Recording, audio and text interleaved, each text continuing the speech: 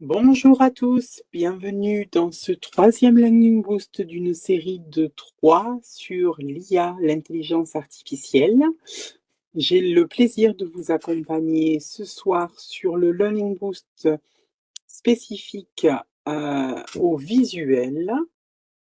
Et pour vous rappeler un petit peu, Tianqi est donc une société, notamment revendeur Apple, qui vous propose des formats de formation pour vous accompagner dans vos établissements à la découverte des outils numériques et notamment de l'IA sur les récentes formations.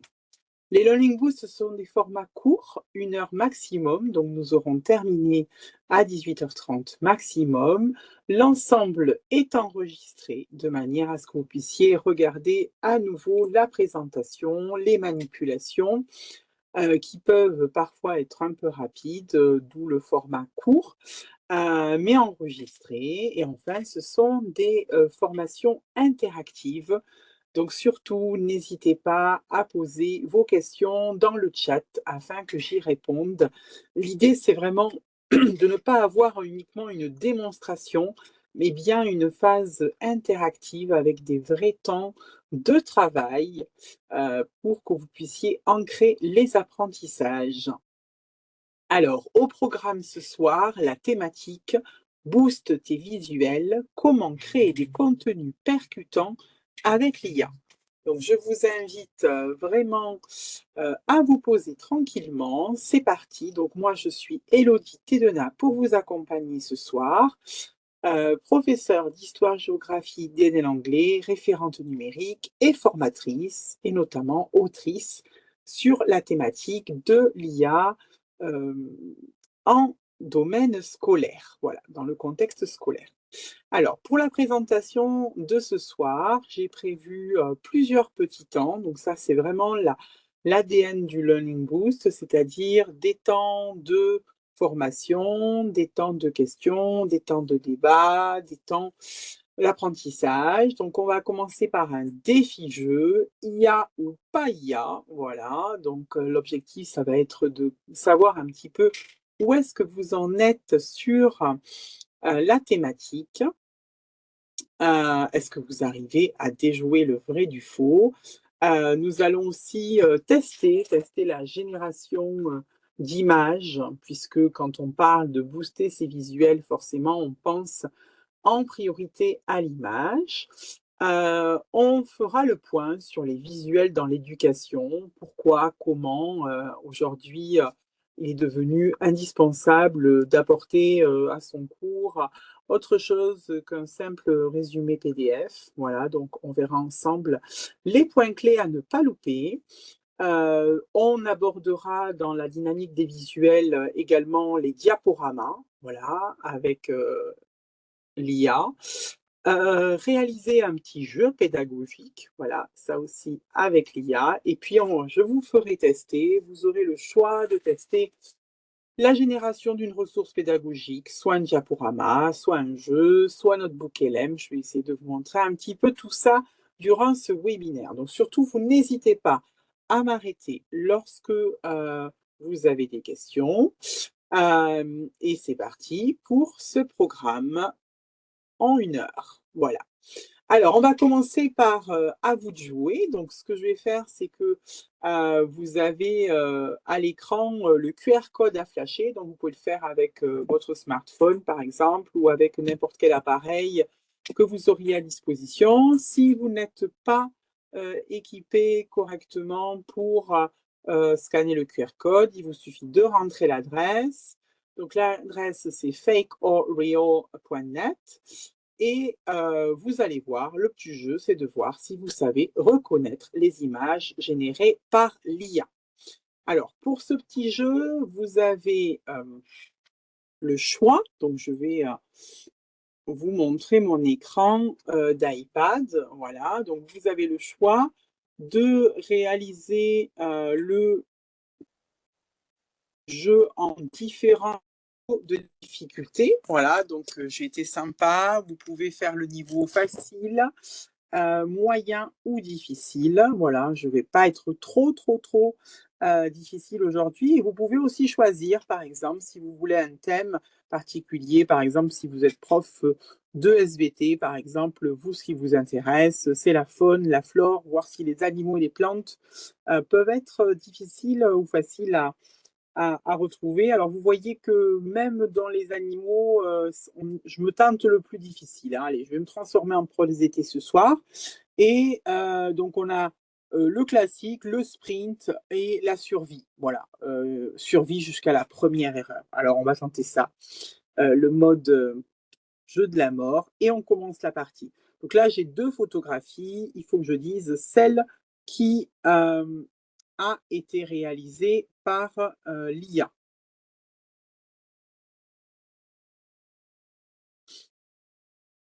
Ah ben, visiblement, peut-être que je me suis trompé. Alors, attendez, on va recommencer.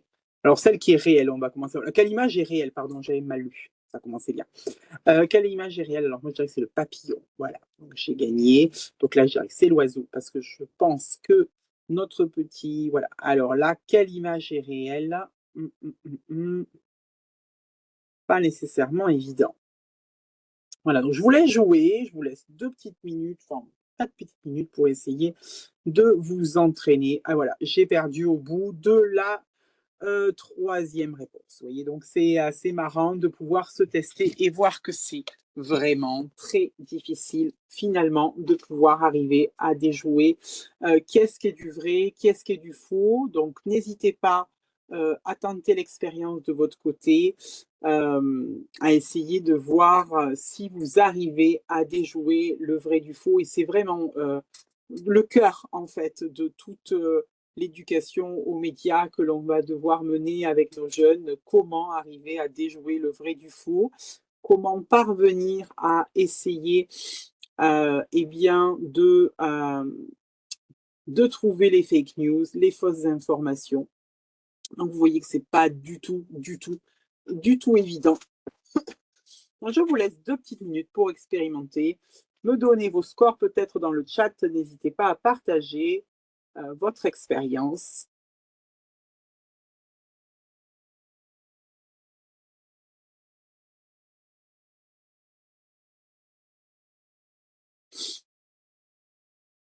Allez, je vous laisse 2 petites minutes pour partager tout ça.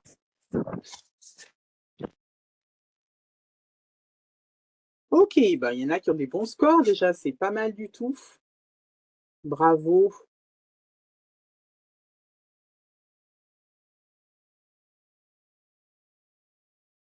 Bon, vous voyez que c'est très difficile. Ouais, je vois qu'il y a marqué dans le chat, on n'est pas sur quelque chose de facile au final. Certaines images, hein, on arrive facilement à déjouer. Pour d'autres, c'est un peu plus complexe. En effet.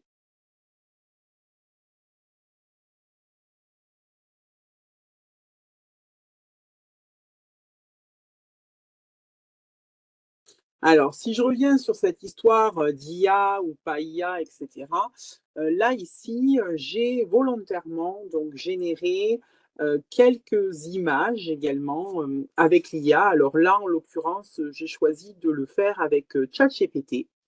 Donc, vous avez par exemple une salle de classe lumineuse avec des élèves qui travaillent en groupe, style photoréaliste, ambiance positive. Donc là, ils sont relativement souriants, les couleurs sont gaies.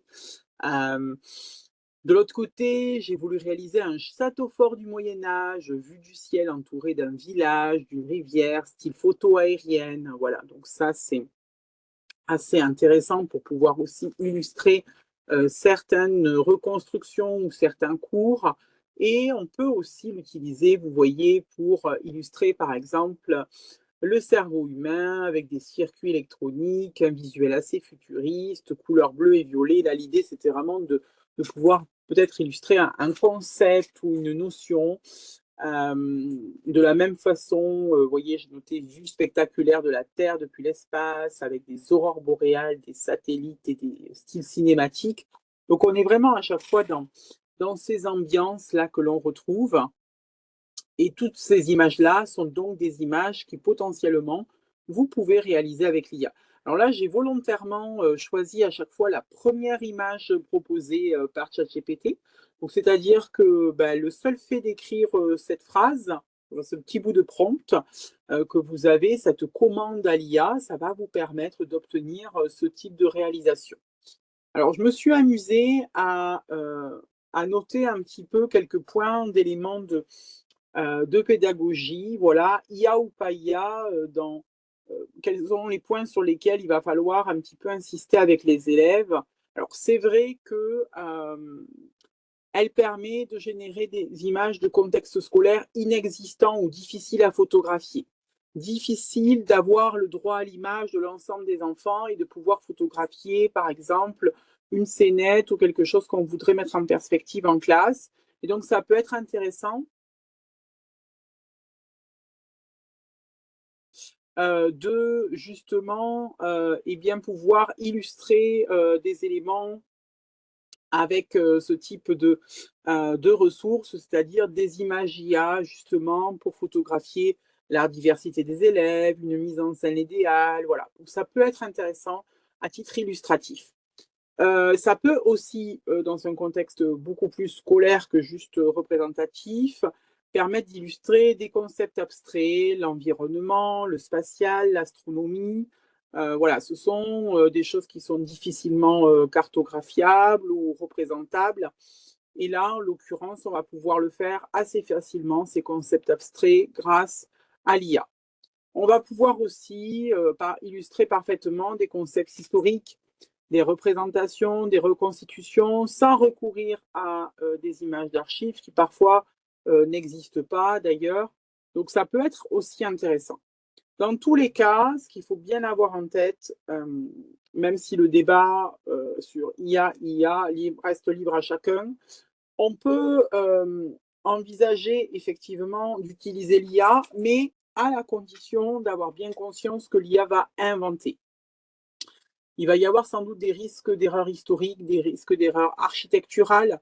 Quand je lui demande une reconstitution, par exemple, comme le château du Moyen Âge, il y a des chances que dans les caractéristiques architecturales, il y ait des erreurs, que ce soit pour n'importe quel type de monument, etc. Donc, pourquoi pas l'imaginer en usage éducatif de support d'analyse critique. C'est-à-dire, que repérer pour identifier ce qui est crédible ou non sur cette image? Qu'est-ce que c'est véritablement un château au Moyen Âge?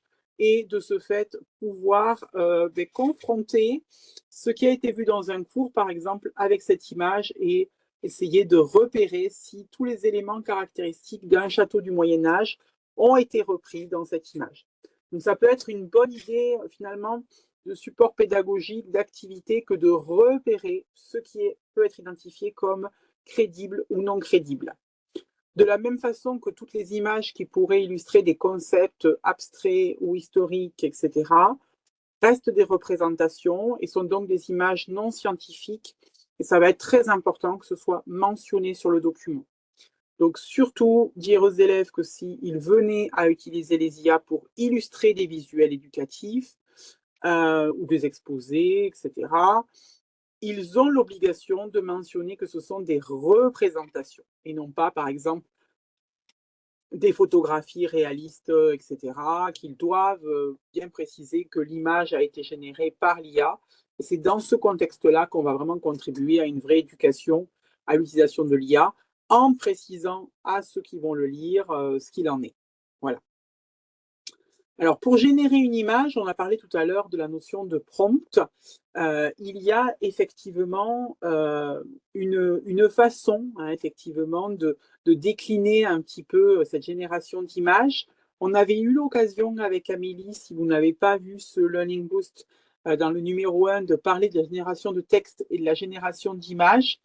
Je me suis permise de le remettre ici parce que comme on est sur Boost tes visuels, nécessairement, bien, vous allez sans doute être amené à créer des images.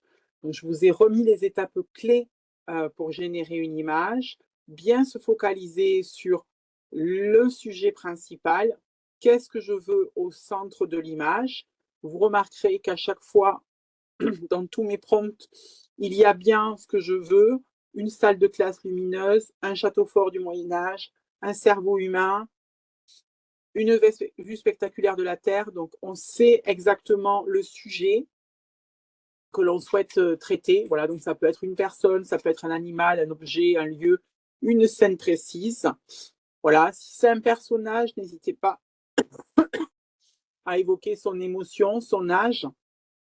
Donc là, j'avais évoqué avec des élèves, voilà, dans une ambiance positive. Donc, on pense que leur émotion, elle est positive nécessairement. N'hésitez pas à placer votre image dans un contexte, donc c'est-à-dire où se trouve le sujet, à l'intérieur, à l'extérieur. Donc là, en l'occurrence, les élèves dans une salle de classe. Voilà, la vue spectaculaire de la Terre depuis l'espace. Donc, bien avoir l'ancrage du contexte et ce que fait le sujet si c'est nécessaire. Par exemple, ici, j'avais bien noté qui travaille en groupe. Voilà. Donc, l'IA a volontairement mis des crayons, des papiers et les a mis en groupe. Voilà. Les détails visuels, donc n'hésitez pas à mentionner des couleurs, des tons, des textures parfois. Donc là, par exemple, pour le cerveau humain, il y avait couleur bleue et violette. Vous voyez, ça fait partie des éléments de détail visuel colorés que l'on peut ajouter si on veut teinter une photographie, en tout cas une image générée avec ce contenu. Ensuite, on a le style. Alors ça c'est vraiment important aussi, on ne se rend vraiment pas compte. Et là, on a style photoréaliste pour la première image. Pour la deuxième image, on a style photo aérienne. La troisième, style visuel futuriste. Et la dernière, style cinématique. Vous voyez, donc on a associé un style, c'est-à-dire une ambiance. J'aurais pu choisir un courant artistique, par exemple, à la manière des impressionnistes ou de l'Art nouveau. J'aurais pu donner un éclairage. Alors là, la photo numéro 1, c'était lumineuse. Donc, on a tendance à comprendre que la photographie va apporter une ambiance spécifique. Et on peut aussi, si on le souhaite, si on souhaite vraiment aller jusqu'au bout du prompt, préciser le format de l'image, parce qu'on voudra un format paysage, un format portrait, un format carré, et voir le cadrage de l'image. Voilà. Si on ne le fait pas en première intention, ce qui est possible, hein, on peut faire un prompt qui, par exemple, est celui de la salle de classe, et puis on s'aperçoit que finalement, on voulait une salle de classe avec beaucoup plus grande, beaucoup plus large, avec plusieurs groupes qui travaillent, etc. Et bien ensuite, on va réitérer, on va discuter avec l'IA et on va pouvoir apporter d'autres contenus. Donc c'est ça qui est intéressant, c'est qu'avec les IA, on ne génère jamais du premier coup ce que l'on souhaite. Alors, parfois, si on a vraiment précisé son prompt au maximum, on peut avoir quelque chose qui approche de ce que l'on avait en tête. Mais dans tous les cas, le fait de discuter avec l'IA et de lui faire générer de nouvelles images est souvent bénéfique. Donc voilà, l'avantage, on va dire certain, c'est que moins on génère d'images, moins on consomme d'environnement et d'énergie. Donc, c'est pas plus mal aussi de bien réfléchir à son prompt et de le faire de manière raisonnée dès le départ. Donc, les petites astuces rappellent, pensez bien au sujet, pensez bien au contexte et aux actions de ce sujet, aux détails visuels, les couleurs, les textures, au style que vous voulez apporter à votre image et au format que vous voulez de cette image. Voilà. Donc, ce que je vais vous laisser, c'est je vais vous laisser 5 minutes pour essayer de tenter ces réalisations. C'est-à-dire que je vais vous montrer, hein, c'est assez simple. Alors, je vais arrêter le partage. Je vais, hop, partager l'écran de mon iPad et on va aller donc sur ChatGPT. Voilà, ChatGPT. Alors, vous avez plusieurs outils, hein. Je peux vous en montrer deux qui pourraient vous être utiles. Donc, le premier, ChatGPT, dans lequel vous allez pouvoir donc demander une illustration. Donc là, ici, quand vous êtes dans la barre de de discussion avec l'IA, c'est là où vous allez pouvoir venir lui demander ce que vous voulez. Donc, par exemple, hop,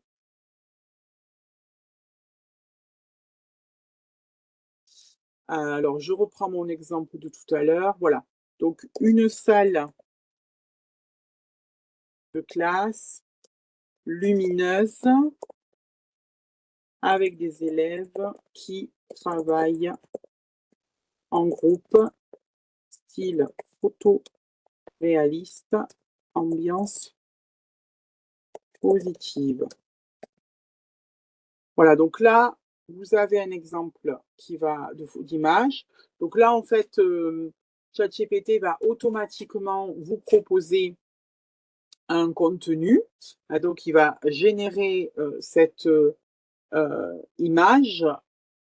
Voilà, donc ça prend un petit peu de temps. Donc, n'hésitez pas à faire le test vous aussi en même temps pour voir ce que ça vous propose. Donc, vous pouvez bien sûr l'adapter à votre contexte scolaire. Je sais que par exemple, des profs de PS tentent de représenter un terrain avec les positions stratégiques des attaquants, par exemple, pour un match de foot. Ou bien on peut faire des représentations de TP en sciences, voilà, et d'avoir comme ça des contenus illustratifs. Donc là, ChatGPT va générer l'image que je lui demande. Donc, vous, ça vous permet pendant ce temps-là de tester également. Donc, n'hésitez pas, le sujet, le contexte, le style, voilà, l'ambiance, les émotions que vous voulez faire ressortir de cette image. Ça paraît comme ça un petit peu anodin, mais c'est extrêmement intéressant. Alors là, j'ai généré cette image à l'instant T. Donc, vous voyez que tout à l'heure, ce sont des enfants beaucoup plus jeunes que ceux qui me proposent maintenant. Alors, c'est ça qui est intéressant. On va pouvoir lui préciser peut-être l'âge des élèves en primaire, des élèves. Voilà, parce que peut-être que ça ne va pas correspondre à ce que j'attendais. Euh, donc, c'est ça qui est intéressant. Alors aujourd'hui, les IA ont beaucoup évolué et on retrouve une diversité dans les profils. Là, on voit qu'il y a 2 garçons, 2 filles a priori. Euh, il y a une volonté aussi de proposer un peu de mixité. Voilà, donc là, c'est l'image générée. Donc, ils sont bien sur un travail de groupe, ils sont à plusieurs, ils sont souriants. Voilà, on n'est pas du tout sur la même image que celle que j'avais générée auparavant, mais on est un peu dans le même contexte, 4 élèves avec voilà, du travail de groupe dans une classe. Donc, si là, l'image me plaît, ben voilà, c'est parfait. Si elle ne me plaît pas, je peux régénérer ou rediscuter avec l'IA si besoin. Autre possibilité pour générer des images, c'est de se rendre dans Canva. Canva aussi, vous savez que vous avez Canva Edu gratuit, ça c'est assez intéressant pour les enseignants. Alors là, c'était ma présentation, je vais revenir en arrière dans Canva. Vous allez voir dans l'accueil, donc sur le côté, dans l'accueil, quand vous ouvrez Canva, vous avez IA Canva. C'est le 3e module que vous avez au-dessus. Donc là, voilà, je vais présenter. Là, c'est IA Canva. Et là, je vais venir coller ma volonté, ce que je veux faire. Et vous voyez, je choisis design. Alors, c'est ça, image, pardon. C'est ça qui est intéressant. Vous avez vu qu'il y avait image aussi, design, pardon. Donc, on peut aujourd'hui faire réaliser à Canva un design, c'est-à-dire une mise en forme beaucoup plus complexe. Ça, je vais en reparler juste après. C'est ça qui va être intéressant. Alors là, voilà, il va beaucoup plus vite dans la conception et lui me propose 4 images. Alors, vous voyez, pas du tout le même profil. Déjà, on est sur des étudiants un peu plus âgés, hein, là. Par contre, il a choisi un champ large et de montrer, alors à part l'image 3 peut-être qui correspond davantage, ou la 3 et 4, mais là on n'a que des filles, là qu'on les garçons. Donc vous voyez, ça peut être intéressant selon l'IA, d'avoir différentes possibilités de retour et de voir un petit peu justement le traitement qu'elles peuvent faire de l'image. Donc les cadrages 1 et 2 sont par contre beaucoup plus larges. Voilà, beaucoup plus larges. On a la salle de classe en grand. Et donc là, il nous a proposé 4 ambiances pour vraiment choisir. Ensuite, on peut modifier l'ambiance choisie pour atteindre justement son but. Donc ça nous donne un peu plus de perspective. À chaque fois, on a 4 propositions dans les ambiances. Voilà. Et on peut choisir ici directement aussi le style et on peut choisir le format directement. Donc ça aussi, c'est assez intéressant dans Canva. Si on n'a pas d'idée de style, on a directement des idées proposées, par exemple croquis couleur, illustration, cinématique, voilà. C'est ça qui est intéressant, ou pop art, voilà. J'ai envie de faire quelque chose, mais je ne sais pas quel style lui donner, je n'ai pas le vocabulaire artistique pour, je vais pouvoir le réaliser quand même. Donc ça peut être aussi intéressant de l'avoir dans notre boîte. Alors j'espère que ce petit temps de présentation vous a permis à tous de faire vos images. Je vois qu'elles arrivent dans le chat. Ok, n'hésitez pas à les partager. Je vois que vous avez tourné aussi autour de la thématique de la salle de classe. Parfait. Alors, si on continue un petit peu notre présentation, je vous avais dit que je donnerais quelques clés un petit peu pour les visuels dans l'éducation. Alors, qu'est-ce que c'est un bon visuel dans l'éducation? Un bon visuel ne cherche pas d'abord à être beau, mais à servir à la compréhension et la mémorisation des élèves. Alors, bien évidemment que si en plus il est esthétique, il peut aider à la compréhension et la mémorisation. Ce ne doit pas être le premier but. L'intention, c'est plutôt qui guide le choix. Voilà, c'est ça qui est important. Est-ce que je vais partir sur un schéma? Est-ce que je vais partir sur une carte, sur une affiche, sur une photo, sur une frise, sur une carte mentale? Ça va vraiment être ça qui va conduire à l'idée que l'on veut avoir. Il faut bien garder en tête que les visuels dans l'éducation sont très importants, puisque 80% de ce que retient le cerveau, c'est ce qu'il voit, contre 20% sur ce qu'il lit. Donc, si on offre aux élèves un document uniquement rédigé, il y a de grandes chances que ça ne les aide pas à mémoriser. Surtout nos jeunes qui sont vraiment très, très friands de tout ce qui est visuel. De notre côté, un bon visuel, ça doit donner envie d'apprendre, ça doit capter l'œil. Voilà, donc il y a quelques règles à mettre en œuvre.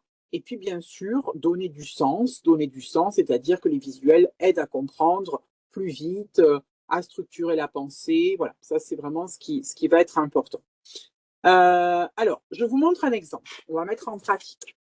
J'ai notamment demandé conseil à ChatGPT et je lui ai demandé, voilà, qu'est-ce que c'est un visuel impactant pour toi?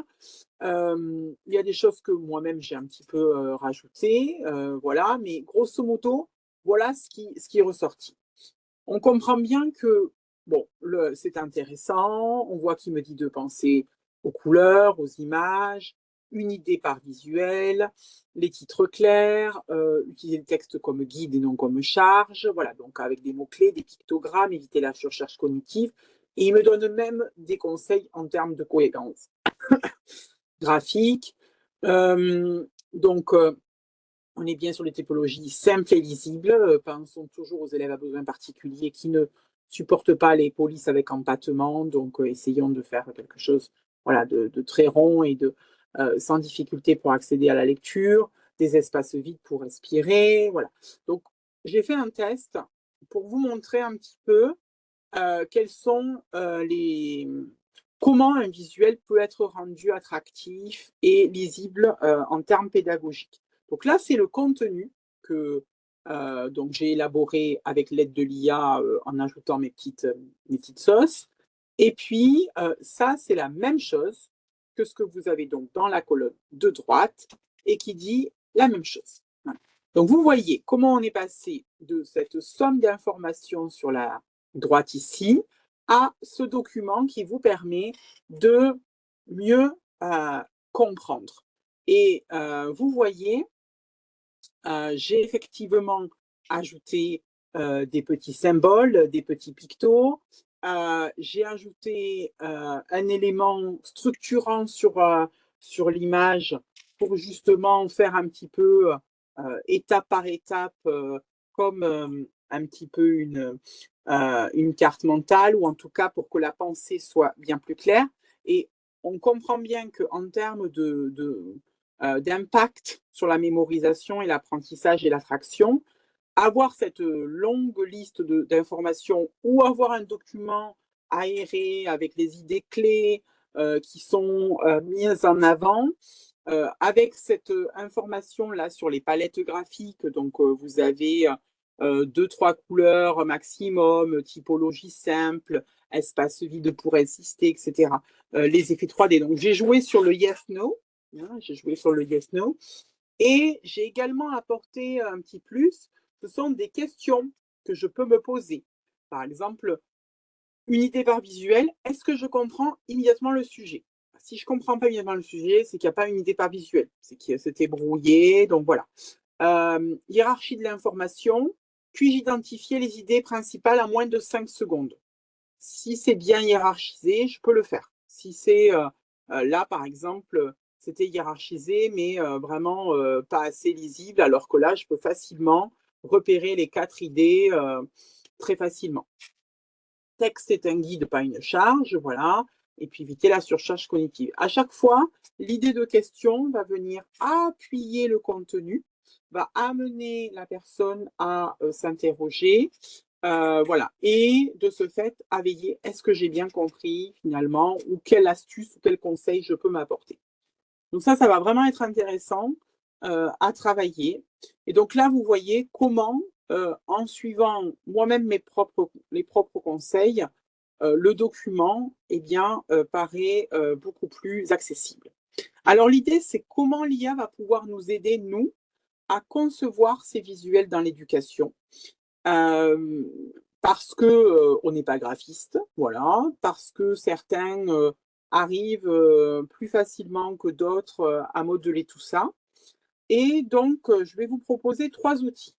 3 outils qui vont soutenir cette création des visuels, qui vont vraiment aider à soutenir l'apprentissage et qui vont nous permettre de créer des contenus percutants. Voilà. Alors, le premier outil que je vous propose, c'est un outil de création de diaporamas avec l'aide de l'IA. Donc, c'est toujours la même chose, hein. L'enseignant va être celui qui va avoir l'intention pédagogique, qui va avoir le contenu, qui va apporter la rétroaction, qui va pouvoir être en capacité de vérifier, voire de modeler, hein, parce que ces IA ont une première intention et vous permettent d'interagir avec elles pour modifier le contenu. Et l'IA, elle, va servir à la mise en page et la hiérarchisation. Hein, puisque dans ce cas-là, le diaporama, il va aider l'enseignant à structurer son cours, à rendre les notions plus claires, plus variées, grâce voilà, à une attention des élèves beaucoup plus accrue. Et donc, je vais vous montrer avec mon iPad ce premier exemple avec le diaporama. Alors, moi, j'ai choisi de vous montrer Gamma. Alors, il y en a plusieurs, hein, je pense, sur le marché. Moi, c'est un que je me suis emparé et que je trouve assez facile d'utilisation. Alors, c'est un freemium, c'est-à-dire que il est gratuit et puis à partir du moment où on utilise trop de points, il devient payant. Alors, je l'ai utilisé à quelques reprises récemment. Alors, les diaporamas, j'en ai déjà beaucoup. Donc, je suis pas, c'est pas une réalisation dont j'ai besoin nécessairement constamment. Mais j'ai testé parce que je trouvais que c'était intéressant de voir comment est-ce qu'il pouvait simplifier un contenu pour un élève. Je vais vous montrer, la manipulation est extrêmement simple. Donc, quand vous arrivez sur l'outil, vous voyez, créer avec l'IA. Voilà. Donc, Gamma, créer avec l'IA. Donc, moi, j'ai le compte free. Hein. J'ai 215 crédits. Donc, les crédits diminuent au fur et à mesure où je crée des choses. et ils reviennent. Voilà, de temps en temps, j'ai des crédits qui reviennent. Donc, pour le moment, je n'ai pas eu besoin d'acheter. Pardon, je vous ai dit que j'allais vous montrer, puis j'ai cliqué trop vite. Alors, voilà, donc là, je vais faire créer avec l'IA. Donc là, ce qui est important, c'est que vous allez devoir importer votre contenu, importer un document ou copier-coller un texte ou des notes de texte, etc. Et grâce à cette importation de contenu, donc là, moi, en l'occurrence, tout à l'heure, j'avais copié-collé un cours que j'avais. Voilà, on peut parcourir ces fichiers, on peut aller chercher un cours récent que l'on a sur voilà, un cours que l'on peut avoir sur son iPad. Voilà. Donc là, par exemple, j'ai un cours que je vais pouvoir importer dans Gamma. Donc l'importation va prendre le temps que, voilà, ça dépend si votre cours est grand ou pas. Voilà. Et puis après, il vous demande, est-ce que vous voulez un document pour les réseaux sociaux, une page Internet ou une présentation? Donc là, en l'occurrence, comme on va en faire un diaporama, on va choisir une présentation. Et voilà. Et ensuite, il va s'appuyer sur votre cours et il va vous demander, est-ce que vous voulez du contenu qui est entièrement généré par lui, ou bien condenser votre cours, ou bien préserver l'intégralité du cours. Donc ça, c'est à vous de choisir. Si vous choisissez préserver, forcément, ce sera beaucoup plus long. Parfois, un cours rédigé ne vaut pas ce qui devrait être dans un diaporama. Donc, je vous conseille plutôt la version condensée. Ensuite, vous pouvez choisir la thématique du diaporama. Voilà, donc il y a quelques thèmes déjà accessibles. Voilà. Vous avez aussi les images. Soit il les prend dans une banque d'images, soit il va les chercher sur le web, soit il peut les générer par l'IA. Voilà, des images qui vont accompagner la présentation. Et on peut également choisir le style des images. Donc là, par exemple, si on veut quelque chose de très réaliste, on peut choisir image très réaliste. Voilà. Et là, il a remis le contenu libre. Et là, ici, carte par carte, ça veut dire qu'en fait, il imagine comment il va découper le contenu. Donc là, on peut, en théorie, lui dire voilà, le format que l'on veut. Donc ça, on l'avait déjà choisi. Et après, on va cliquer sur générer. Alors là, je ne vais pas cliquer sur générer parce que je n'ai pas envie de louper du crédit, enfin d'avoir moins de crédit. Mais je vais vous montrer ce que ça fait quand on a généré. Donc là, j'ai généré un cours sur les sociétés et environnement en géographie. Et donc, en fait, il a repris mon cours et il me propose un diaporama. Donc là, vous voyez l'introduction, la problématique. Il propose avec des éléments visuels, risque naturel, risque technologique. Donc, il a lui-même hiérarchisé, il a lui-même réussi à comprendre que. Et sur le côté, à droite, vous avez une barre d'outils qui vous permet de modifier. Donc, à tout moment, vous pouvez supprimer un paragraphe.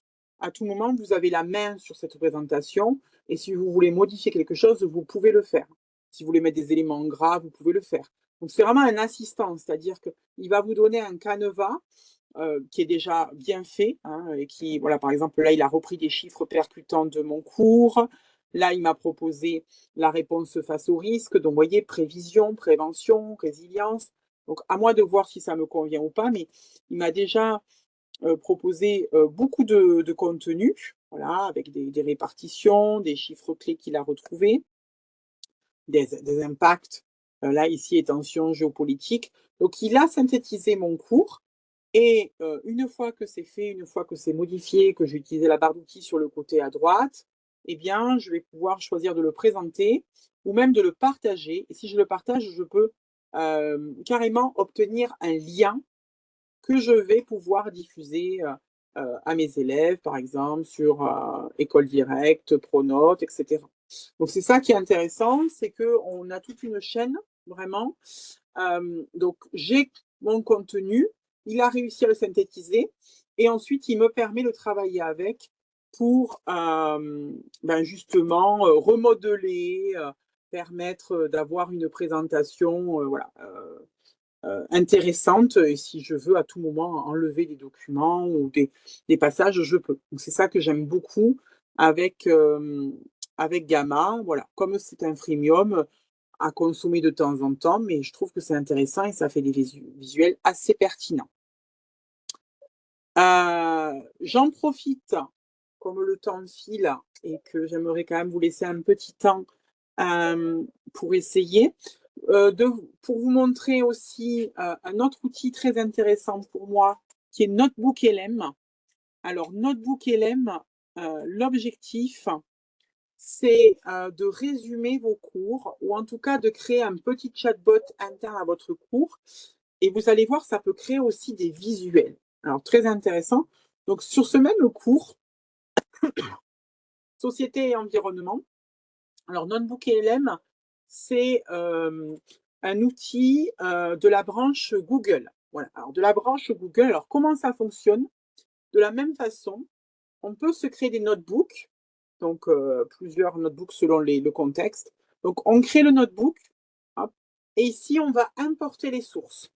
On peut mettre, vous voyez ici, limite des sources, jusqu'à 50 sources différentes dans Notebook LM. C'est-à-dire que je peux lui mettre 50 articles différents d'Internet ou 50 PDF, plus de vidéos, plus audio, enfin, c'est vraiment assez démentiel, plus des vidéos YouTube qui vont constituer la source de mon cours. L'intérêt, c'est que quand il va répondre aux questions, il ne va pas aller chercher sur Internet, il va se concentrer sur les sources qu'on lui aura mis à disposition. Et c'est ça qui est très intéressant, c'est qu'on ne va pas avoir une recherche sur les internets, mais vraiment une recherche au sein du notebook. Donc là, une fois qu'on a mis, alors tout à l'heure, donc j'ai mis ma source, donc c'est-à-dire que j'ai mis mon cours sur les sociétés et environnement, et je lui ai. Et là, ici, donc là, il me fait un résumé de mon cours. Bon, là, jusque-là, il n'y a pas de trop d'intérêt, mais là, je vais pouvoir commencer à interagir avec. Par exemple, je peux lui demander quels sont les mots-clés du cours. Admettons, je suis un élève, eh bien, ça va lui permettre, il va aller voir dans le cours, il va aller chercher et il va me proposer tous les mots-clés du cours. Donc ça, c'est intéressant. Vous voyez, là, il me propose tous les mots-clés du cours. Il me propose en plus les définitions. Voilà. Donc ça, vraiment très, très intéressant pour les élèves, pour avoir quelque chose de synthétique. Et en termes de visuel, en termes de ressources supplémentaires que l'on peut avoir, vous voyez ici, on peut générer une carte mentale du cours. C'est assez bluffant. C'est-à-dire que là, on est vraiment sur un visuel, pour moi, très percutant. Alors, je l'ai déjà fait, donc je l'ai mis en dessous. C'est ici, là, vous voyez. Donc là, société, environnement, équilibre fragile. Les sociétés face aux risques. Hop, si j'ouvre, on voit exposition aux différents risques, prévenir et gérer les risques. C'est exactement mon cours. C'est-à-dire qu'il a synthétisé les grandes idées de mon cours. Les risques naturels, voilà. Quels sont les risques naturels, les risques technologiques, les aggravations de risque, qu'est-ce qui entraîne les aggravations de risque, les inégalités d'exposition. Et en fait, ce contenu visuel, cette carte mentale, a été entièrement réalisée par Notebook, qui a donc lu mon cours et qui a synthétisé sous forme de ce visuel. Donc là, en termes de visuel, on est sur quelque chose d'hyper intéressant. Et cette carte mentale, si elle intéresse ensuite, ben, je vais pouvoir la partager. Alors, ce qui est bien aussi, vous voyez, on peut générer des fiches d'apprentissage, on peut générer des quiz, on peut générer de l'audio et de la vidéo. Alors là, c'est fou. Alors, l'audio, ça ne rentre pas du tout dans le cadre du visuel aujourd'hui.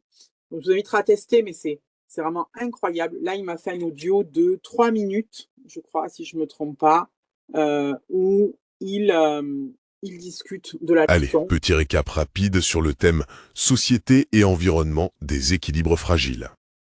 Alors, en gros, ce cours de géo explore comment nous, les humains, Voilà, donc là, vous avez 2 minutes de dialogue où l'élève va pouvoir comprendre un peu le cours rapidement en audio. Et ce qui est assez intéressant, alors là, c'est beaucoup plus long. Ça va durer 8 minutes et il a mis, je crois, une bonne dizaine de minutes à la générer, mais il m'a généré une vidéo récap du cours. Voilà. Alors, bien sûr qu'elle est sans doute pas parfaite complètement, mais sincèrement, elle est très, très intéressante. Et donc, en termes d'impact visuel, on est là encore sur quelque chose de très intéressant parce que les élèves peuvent avoir un contenu vidéo résumé de votre cours à vous ou des 50 sources, par exemple, qui l'auraient généré. Donc ça, c'est carrément incroyable, c'est-à-dire qu'on va avoir des ressources collectées d'un côté et de l'autre côté des contenus générés par l'IA. Donc ça, vraiment, à tester sans modération. Notebook LM, c'est en plus un système fermé, c'est-à-dire que voilà, on n'est pas sur une recherche sur Internet, donc il n'y a pas ou très peu de possibilités d'hallucination et d'erreur de l'IA. Donc ça, vraiment, je vous la conseille plus, plus, plus. Voilà. Et le dernier outil que je voulais vous conseiller pour la partie création de visuels aussi et d'impact, c'est Claude. Alors Claude, avec, vous allez pouvoir réaliser des petits jeux. Donc là aussi, en termes d'impact visuel, on va être sur quelque chose de très intéressant. Alors, je vais vous montrer, ce sont des projets que j'ai menés. Alors l'avantage de Claude, c'est qu'on va pouvoir coder. Alors on peut retrouver la même chose un petit peu dans Canva IA. Ici, en fait, j'ai demandé à Claude de me créer un jeu interactif pour remettre dans l'ordre le schéma narratif de Boucle d'or. Donc là, je suis en primaire, on travaille sur Boucle d'or et les élèves doivent remettre dans le schéma narratif. Et donc, lui, il m'a codé un petit jeu en ligne. Donc, carrément, hein, si vous regardez ici, c'est du code. Il m'a codé l'entièreté de ce jeu. Je suis complètement incapable de le faire. Et voilà ce que ça donne une fois codé. Donc là, on a le jeu complètement et après, on peut le publier. Donc ici, on a un lien que l'on peut obtenir et que l'on peut donner aux élèves qui peuvent, sur leur tablette, soit dans des iPads partagés dans le cas d'un atelier autonome, soit sur des iPads individuels. Et on va pouvoir créer des jeux en illimité sur beaucoup, beaucoup, beaucoup de thématiques. Donc là, est-ce que ça veut bien se générer boucle d'or, là, mon petit lien? J'aimerais bien que ça vous montre, mais on va pouvoir créer tout un tas de petits jeux sans savoir coder. C'est ça qui est génial. Alors, Claude, c'est pareil, c'est un freemium, c'est-à-dire que vous allez avoir un accès gratuit. Tout ce que je fais, moi, je l'ai fait avec une version gratuite. Et à partir du moment où vous avez dépassé, généralement, c'est un jeu toutes les 5-6 heures. Donc, quand vous avez fait un jeu, il va vous dire vous avez dépassé, il faut revenir à telle heure pour recommencer. Voilà. Sinon, vous payez un abonnement, mais je pense que la version freemium est pas mal. On ne crée pas non plus 50 jeux par jour, quoique ça peut devenir assez addictif. Mais là, vous voyez, ils peuvent cliquer sur 2 cartes pour les échanger. Donc, imaginons la situation initiale, ils veulent la mettre au début, ils échangent. Voilà. Et une fois qu'ils ont tout vérifié, ils cliquent sur valider et ils échangent.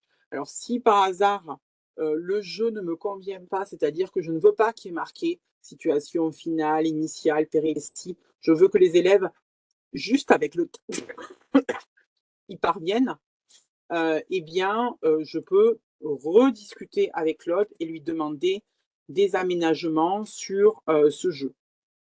Voilà. Donc ça peut être très sympa. Moi, j'en ai créé un aussi la dernière fois pour vous montrer un petit peu sur l'oracle de Delphes. Voilà, donc par exemple, il devait remettre dans l'ordre, pareil, un texte sur l'oracle de Delphes. Je ne sais pas si on le voit ici. Donc j'ai interagi, c'est-à-dire que je lui demande quelque chose et après, si je ne suis pas contente du jeu qu'il me propose, je peux lui demander des améliorations et des nouveaux éléments. Donc c'est ça qui est intéressant. Donc là, vous voyez, donc c'était en anglais, en DNL. Donc là, les élèves, ils devaient remettre l'histoire dans le bon ordre. Voilà. Ça, c'est un bon petit travail, bien comprendre les éléments, remettre dans l'ordre les idées. Et puis après, ils peuvent s'auto-checker, vérifier. Une fois qu'ils ont remis leur histoire dans l'ordre, ils ont check my answer. Voilà. On peut aussi leur mettre des petits indices si on le souhaite. Voilà, c'est vraiment complètement modulable. Et ce qui est bien, c'est que moi, j'ai aucune connaissance en programmation et que là, j'arrive à créer des petits jeux visuels hyper impactants pour les jeunes. Voilà. Donc, en résumé, un peu ce que je voulais vous dire. Bon, bien sûr, comme d'habitude, je voulais trop vous dire, mais c'est pas grave. Je pense que ça vous a intéressé. Je vois que dans le chat, j'ai des retours sur ces éléments. Alors, justement, le replay vous permettra de revoir un petit peu les manipulations. Je me suis permis de vous mettre ici un petit peu quelques idées de jeu que vous pourriez créer avec Claude. Donc, vous voyez toujours l'idée, c'est l'IA fait la mise en page et le codage, l'enseignant a l'intention pédagogique. Voilà. Remettre en ordre, on peut aussi faire des jeux d'association, des jeux de relier, des jeux pour classer, des jeux pour trier, des vrais-faux, des QCM évidemment, des textes à trous. Repérer un élément dans l'image, on peut aussi générer un jeu comme ça. Le qui suis-je, avec des énigmes sur qui suis-je, etc. Et puis des jeux d'intrus. Voilà. Donc ça, c'est tous les petits jeux que vous pouvez tester aussi. Alors, j'avais prévu 10 minutes, on n'aura pas 10 minutes, je vais vous en grappiller que 3, sans doute. Mais voilà, si vous voulez en profiter pour tester ou me poser vos questions sur les outils, n'hésitez pas. Donc, vous avez Gamma, Claude, ou pourquoi pas Notebook LM si vous ne connaissiez pas. Ce sont vraiment des outils qui vont nous accompagner à rendre nos cours beaucoup plus impactants, visuels. Voilà. La carte mentale avec Notebook LM, c'est vraiment extrêmement intéressant. La vidéo aussi. La vidéo est sortie pendant l'été. Voilà. Auparavant, elle ne faisait que l'audio. Jusqu'à début juillet, elle ne faisait que l'audio. Maintenant, elle fait de la vidéo. Alors, c'est un peu plus long à générer. Comptez bien une bonne dizaine de minutes. Mais c'est des supports vraiment qualitatifs et par rapport à vos sources. Voilà. Donc, n'hésitez pas, pendant ces 3 dernières minutes, à tester un petit peu et à me faire savoir ce qu'il en est de votre côté. Voilà, vous aurez pu un peu cerner à quoi ressemble la Learning Boost. Donc, vraiment, un format assez rapide et court, avec plein de petites astuces et idées, des phases où vous testez. C'est vraiment le but. Voilà.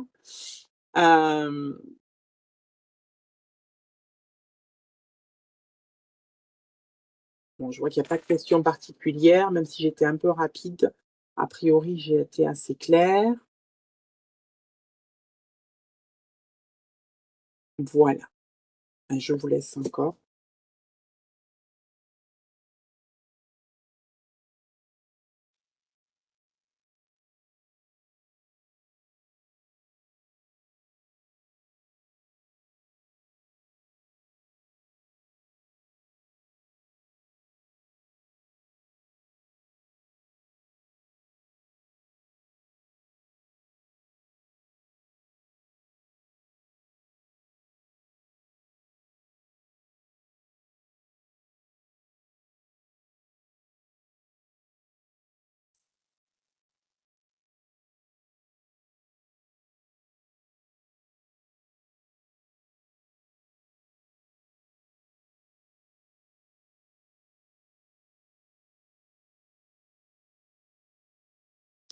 Bah, écoutez, merci à tous. Je vois que vous avez testé, ça a l'air de vous plaire.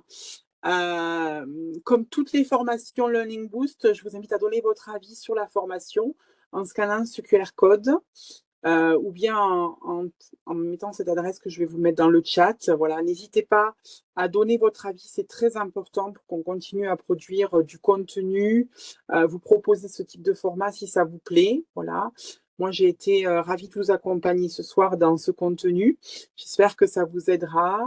Merci à tous. Je vois que vous avez l'air content de ces nouvelles inspirations sur l'IA. Voilà, donc n'hésitez pas à bien flasher le QR code, donner votre avis et vous inscrire sur les prochains. Dans tous les cas, vous aurez donc le replay accessible avec le contenu de la visioconférence. Voilà. Merci à tous. Je vous dis à très bientôt. Et puis, belle soirée. Voilà. Au revoir.